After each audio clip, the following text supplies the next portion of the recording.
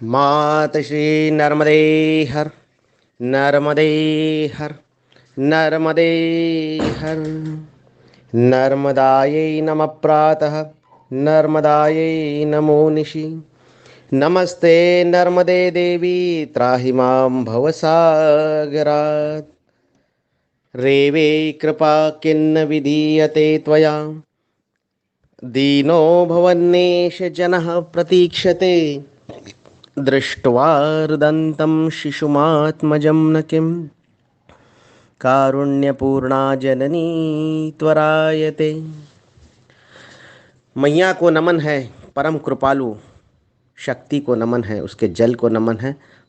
और रेवा खंड को नमन है, रेवा खंड के समस्त निवासी साधु संत ज्ञानी ध्यानी गृहस्थ विद्वान सभी को नमन है। पूज्य गुरुवर को नमन है, सभी देवी देवताओं को नमन है, मेरे माता पिता को नमन है। आज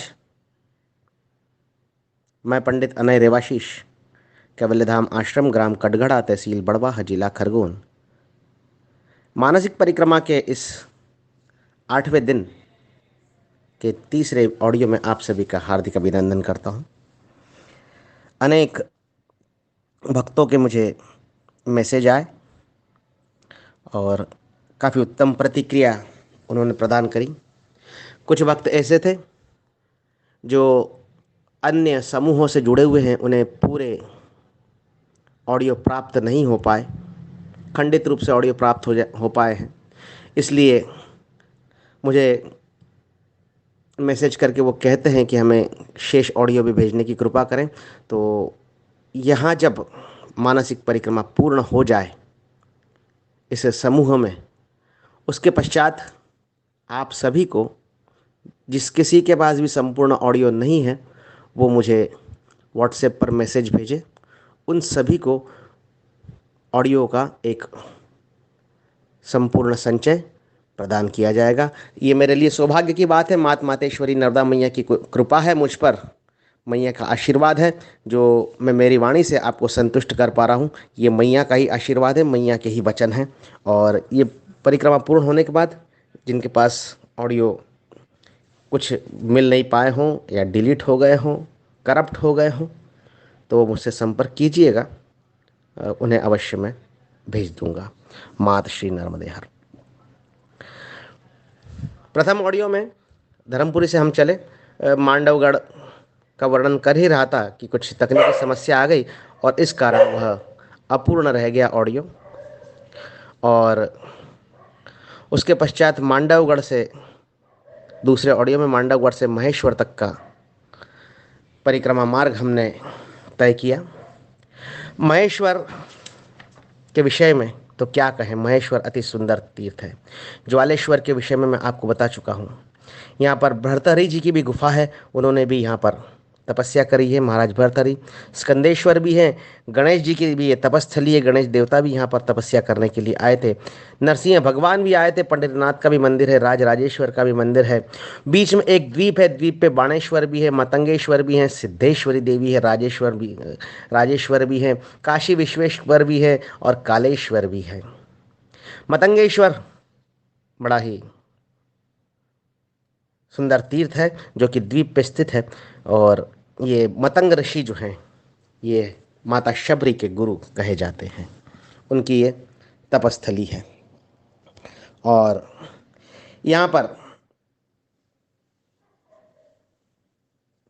जो है रूप चौदस, दीपावली के एक दिन पहले, नरक चतुर्दशी के दिन जौ, सत्तू और गुड़ के पिंडदान का विशेष महत्व है और ब्राह्मण भोज का भी उस दिन विशेष महत्व शास्त्रों में बताया गया है।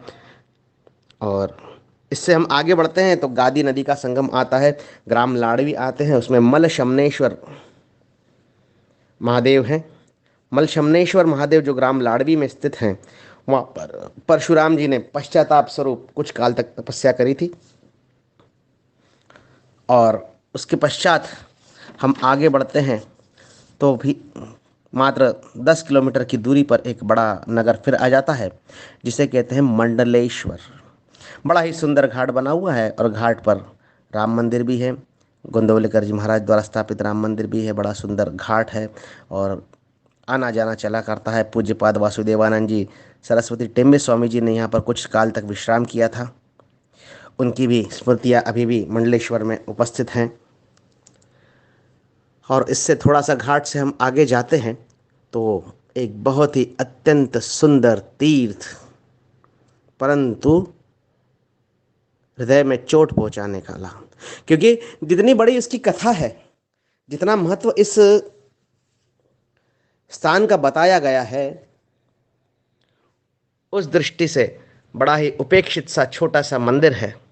और कई परिक्रमावासी, कई भक्त और यहाँ तक कि स्थानीय निवासी भी इसके महिमा से अनजान हैं और उपेक्षित सा है। होना तो ये चाहिए था कि ये विश्व का सबसे बड़ा शिव मंदिर होना चाहिए था, परंतु जो है बड़ा ही उपेक्षित सा है। छोटा सा मंदिर है, केसरिया रंग से पुता हुआ है। अवस्था देखें तो बड़ा दुख होता है। वैसे तो उपेक्षित अवस्था में अनेक मंदिर हैं, परंतु इस मंदिर की उपेक्षित अवस्था देखकर विशेष कष्ट होता है, क्योंकि ये सर्वाधिक सबसे बड़ा, सबसे भव्य, सबसे विशाल शिव मंदिर होना चाहिए था, परंतु वर्तमान में छोटा सा उपेक्षित अवस्था में है। और मैं बार बार ये इसलिए कह रहा हूँ कि विशाल होना चाहिए था, क्योंकि ये विश्व का सर्वप्रथम आदि शिवलिंग है। गणपति जी की प्रतिमा का हम पूजन करते हैं, माँ दुर्गा की प्रतिमा का पूजन करते हैं, और अनेक देवी देवता जो हैं उनके स्वरूप हैं, परंतु भगवान भोलेनाथ का पूजन हम करते हैं लिंग स्वरूप में। लिंग स्वरूप का हम पूजन करते हैं और नीचे जलधारी होती है। और सत्य सनातन परंपरा है कि भगवान भोलेनाथ का लिंग स्वरूप में पूजन किया जाए, उसी स्वरूप पर अभिषेक किया जाए, संपूर्ण षोडशोपचार पूजन किया जाए। और ये जो मंडलेश्वर का गुप्तेश्वर नामक जो उपेक्षित सा मंदिर है, यहीं से भगवान भोलेनाथ की लिंग स्वरूप में पूजन की परंपरा प्रारंभ हुई। कथा मैं आपको सुनाता हूँ। हमने धर्मराय क्षेत्र का पूर्व में कल परसों वर्णन सुना था, और धर्मराय कोटेश्वर आदि क्षेत्रों का, चंदनखेड़ी मेघनाथ तीर्थ का। वहाँ से लगाकर आगे तक हम जाएंगे तो बड़भा पार करने के बाद काटकूट नाम का जो क्षेत्र आता है, और कुंडी नाम का जो ग्राम आता है, वहाँ तक का क्षेत्र नर्मदा मैया के उत्तर तट से विंध्याचल तक का ये जो संपूर्ण भूभाग है, ये पूर्व काल में दारुक वन कहलाता था। वैसे तो दारुक वन की संज्ञा अनेक 3-4 वनों को दी गई है भारतवर्ष में, परंतु इस क्षेत्र को भी दारुक वन कहा जाता था। और इस दारुक वन की एक विशेषता थी कि यहाँ पर जो भी कोई तपस्या करे, वो तपस्या, वो आराधना 6 माह में पूर्ण हो जाती थी। परंतु यहाँ पर निवास करने वाले ऋषि, ब्राह्मण, वेदज्ञ, मुनि, ये जो भी साधना करते थे 6 महीने में ही नहीं, 3 महीने में पूर्ण हो जाती थी। ये बड़ी विशेषता थी यहाँ पर। शास्त्र कहता है कि 6 महीने में पूरी होती, परंतु ये सभी 3 महीने में पूरी कर लेते थे। और एक बार भगवान भोलेनाथ नंदी पर विराजमान होकर पीछे पार्वती माता को विराजमान करवाकर इस क्षेत्र का भ्रमण करने आए, तो माता पार्वती ने भगवान भोलेनाथ से पूछा कि हे प्रभु, ये बताइए कि इतनी जल्दी ये तपस्या कैसे पूर्ण कर लेते हैं। तो भगवान भोलेनाथ कहे कि कुछ तो दारुक वन का प्रभाव, दारुक क्षेत्र का प्रभाव, जिसके कारण 6 महीने में इनकी साधना पूर्ण हो जाती है। परंतु ये जितने भी ऋषि, मुनि और ब्राह्मण यहाँ पर दिख रहे हैं, तपस्वी, आराधना करने वाले, इन सब की जो नारियाँ जो हैं वो अत्यंत पतिव्रत धर्म से परिपूर्ण हैं, इसलिए इनकी तपस्या मात्र 3 महीने में ही पूर्ण हो जाती है। उत्तर सुना माता पार्वती ने। अच्छा, तो भोलेनाथ ये बताइए कि क्या ये मुझसे भी बड़ी सती हैं जो इनके पति 3 महीने में साधना पूर्ण कर लेते हैं? ऐसा प्रश्न पूछा। तो भगवान भोलेनाथ निरुत्तर हो गए। हाँ तो कहना चाहते थे, पर अपनी पत्नी से कौन कहे, निरुत्तर हो गए। और निरुत्तर होने के बाद भगवान भोलेनाथ, माता पार्वती क्रोधित हो गई, जिद पकड़ ली, हट कर लिया। हे भगवान, मैं जानती हूँ आप ये कहने से संकोच कर रहे हैं कि ये मुझसे भी अधिक बड़ी सती हैं, और मैं ये चाहती हूँ कि आप सर्वशक्तिमान हो, रुद्र हो, और आपसे ही मेरा निवेदन है कि कुछ भी करके इनका सतीत्व भंग कीजिए। मुझसे बड़ी सती इस पृथ्वी पर होना नहीं चाहिए। ऐसा जिद कर ली, हट कर लिया माता पार्वती ने। और स्त्री हट, राज हट और बाल हट के सम्मुख सभी को नतमस्तक होना पड़ता है। भगवान भोलेनाथ ने समझाया कि हे पार्वती, देखिए आप जो कह रही हैं वो असंभव है। इन स्त्रियों का पतिव्रत धर्म नष्ट करना बहुत कठिन कार्य है, और यदि मैंने ऐसा कर भी दिया तो इसका परिणाम क्या होगा ये मैं स्वयं भी नहीं जानता। परंतु जिद कर ली माता पार्वती ने, और अपनी भार्या की जिद को पूर्ण करने के लिए, हट को पूर्ण करने के लिए भगवान भोलेनाथ दिगंबर कापालिक का वेश धारण करते हुए, डमरू वेणु मुरली बजाते हुए इस क्षेत्र से निकले। जिस क्षेत्र से भी वो निकलते, वहाँ की स्त्रियाँ उनका दर्शन करती और मोहित हो जाती, अपनी सुध बुध खो बैठती, बेसुध हो जाती और निस्तेज अवस्था को वो प्राप्त हो जाती। ऐसा करके भोलेनाथ आकर बैठ गए मैया के तट पर। और जब ऐसा भगवान भोलेनाथ का कापालिक ब्रह्मचारी रूप देखकर स्त्रियां मोहित हो गई, सुध बुध खोदी, बेसुध हो गई। कुछ देर पश्चात वन में गए हुए उनके पति परमेश्वर यत्र तत्र जो साधना के लिए गए थे, कुछ मैया किनारे बैठे थे, कुछ वन में गए हुए थे, जब आए और अपने पत्नियों की ऐसी अवस्था देखकर बड़े ही क्रोधित हो गए।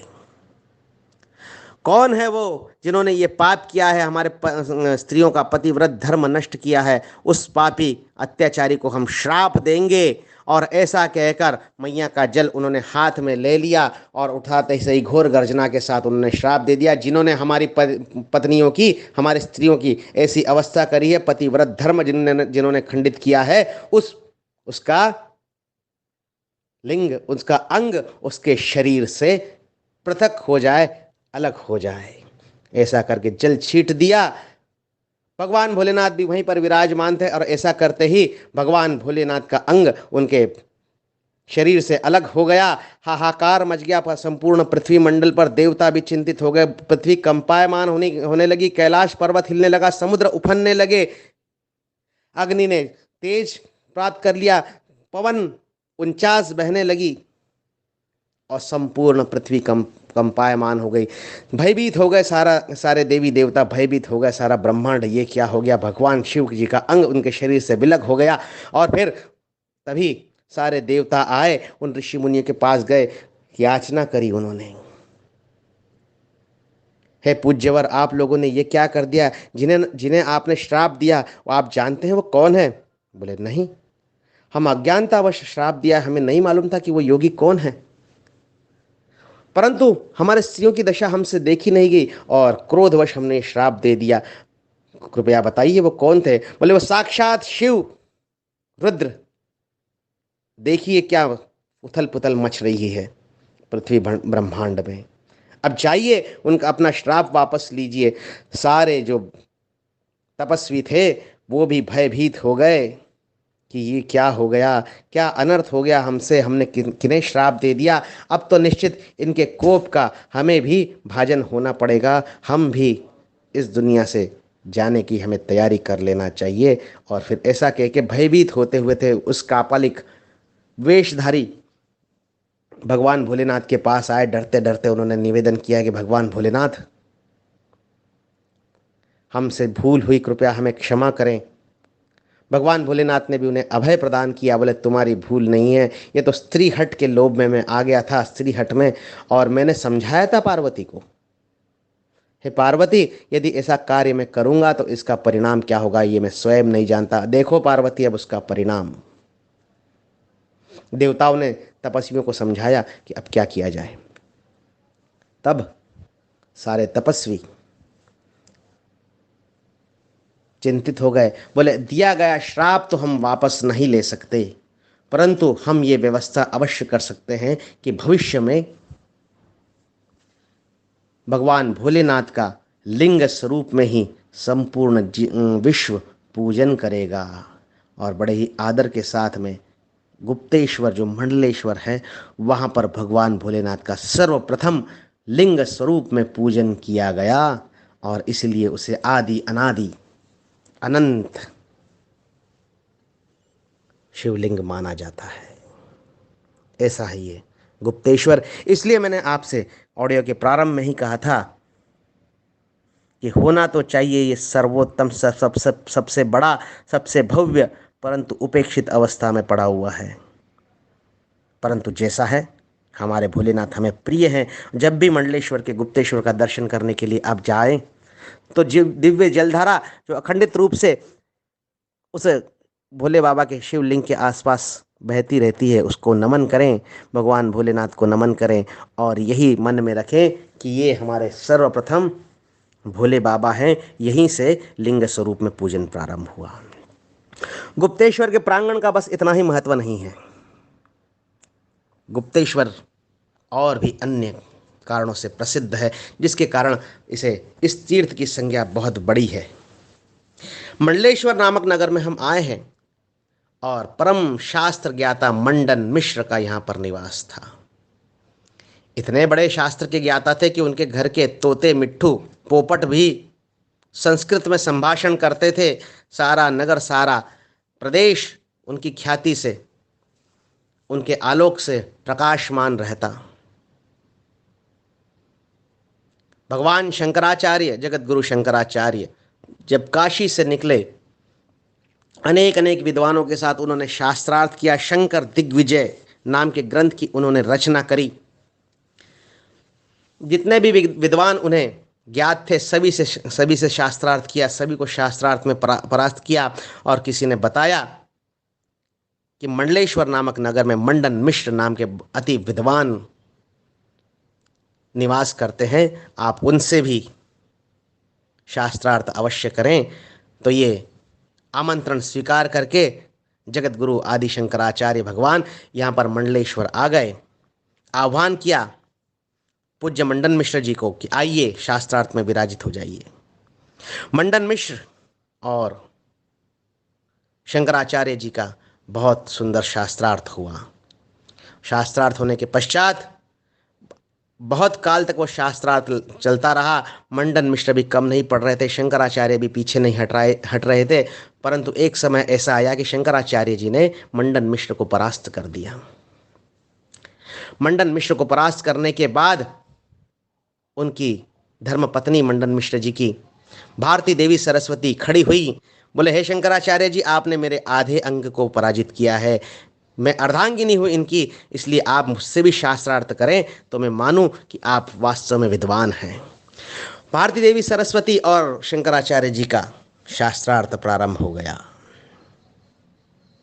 और वो भी परम विदुषी महिला थी, बड़ा ही दिव्य उनका भी शास्त्रार्थ चला। उनकी बुद्धि कौशल देखकर, शास्त्रों का ज्ञान देखकर भगवान शंकराचार्य भी नतमस्तक हुए जा रहे थे। परंतु शास्त्रार्थ चल रहा था और एक समय ऐसा आया कि भारती देवी सरस्वती, जो कि मंडन मिश्र की धर्मपत्नी थी, उन्होंने शंकराचार्य जी से गृहस्थाश्रम से संबंधित कुछ गुप्त प्रश्न पूछे। अब शंकराचार्य जी ने कभी गृहस्थाश्रम में प्रवेश तो किया नहीं, बाल ब्रह्मचारी थे और वहीं से संन्यास की दीक्षा ग्रहण करी, इसलिए गृहस्थाश्रम के नियमों का शंकराचार्य जी को ज्ञान नहीं था। तब अब क्या करें, परंतु हार मानना नहीं है। शंकराचार्य जी को एक विद्या के वो ज्ञाता थे, उस विद्या को कहते हैं परकाया प्रवेश। अर्थात यदि अभी अभी किसी की मृत्यु हुई हो, उसके शरीर में शंकराचार्य जी प्रवेश करके उसके जैसा ही जीवन वो व्यतीत कर सकते थे। ऐसी विद्या शंकराचार्य जी को आती थी।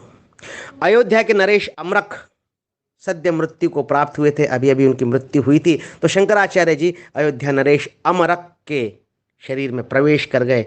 6 महीने तक अमरक बनकर उन्होंने गृहस्थाश्रम के सारे नियमों का ज्ञान प्राप्त किया और 6 महीने बाद अमरक की काया छोड़कर मंडन मिश्र की धर्मपत्नी भारती देवी सरस्वती के सम्मुख शंकराचार्य जी पुनः उपस्थित हुए और फिर शास्त्रार्थ प्रारंभ हुआ।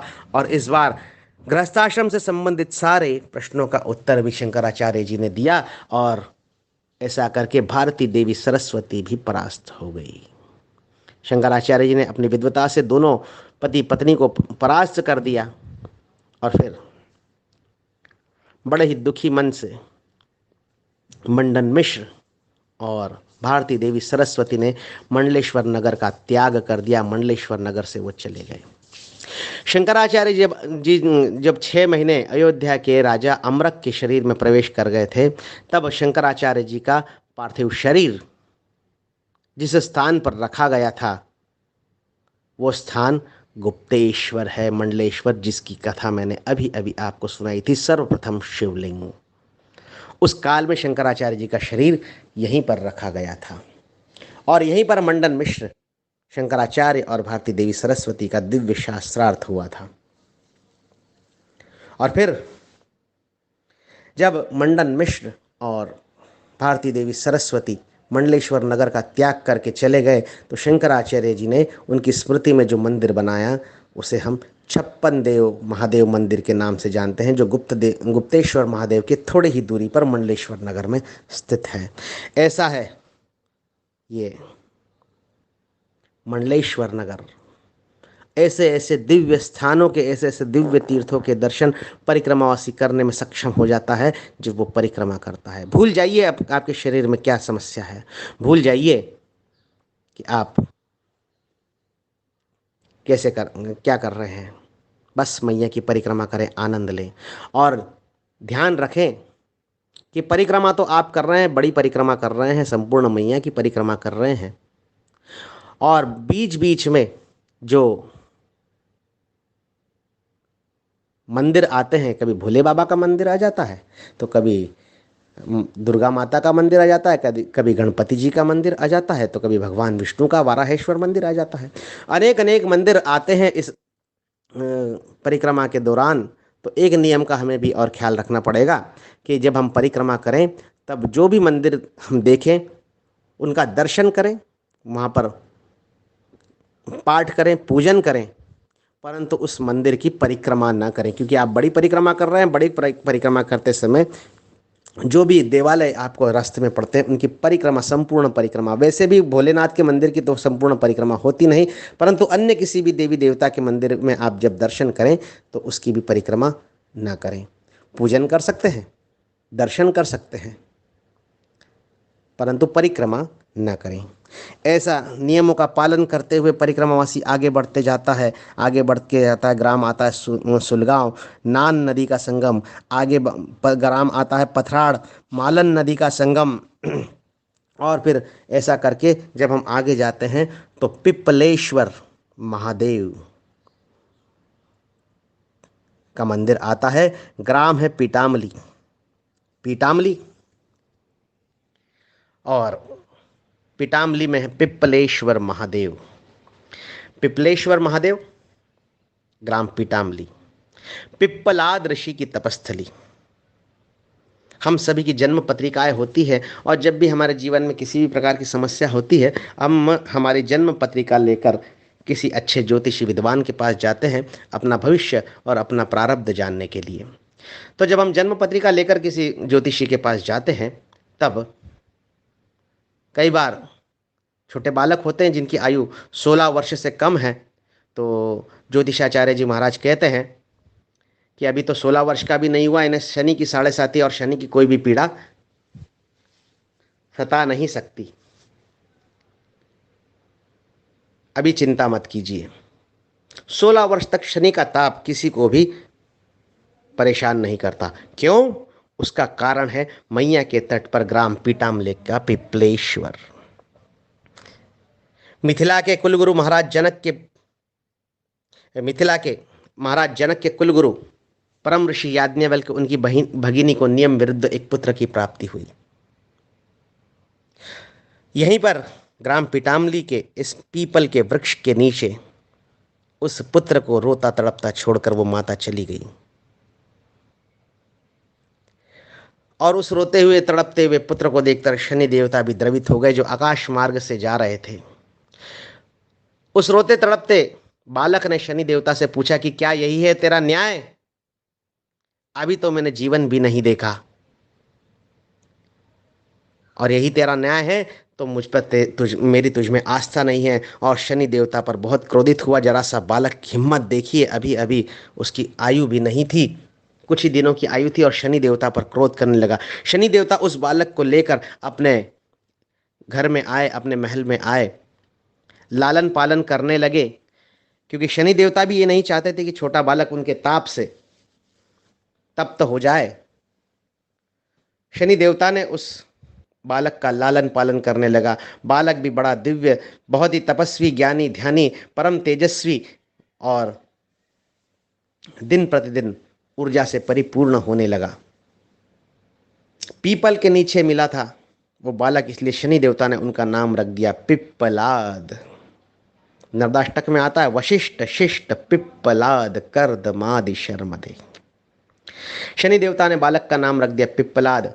शनि देवता उस बालक का लालन पालन करने लगे और फिर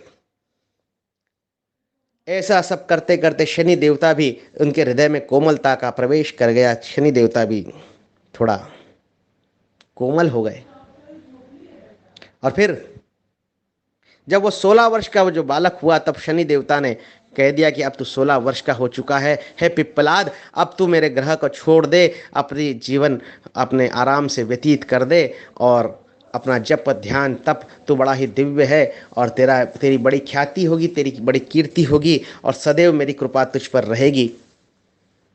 इसलिए अब तू मेरे घर को छोड़ दे और मेरा जो न्याय का कार्य है मुझे करने दे, उसमें बड़ी बाधा आ रही है। तेरे मोह से मैं पीड़ित हूँ और मेरे कार्य से मैं विमुख हो रहा हूँ, इसलिए तू अब मेरे घर को छोड़ दे। पिप्पलाद ऋषि ने शनि देवता की बात मानी और जाने से पहले एक वरदान मांगा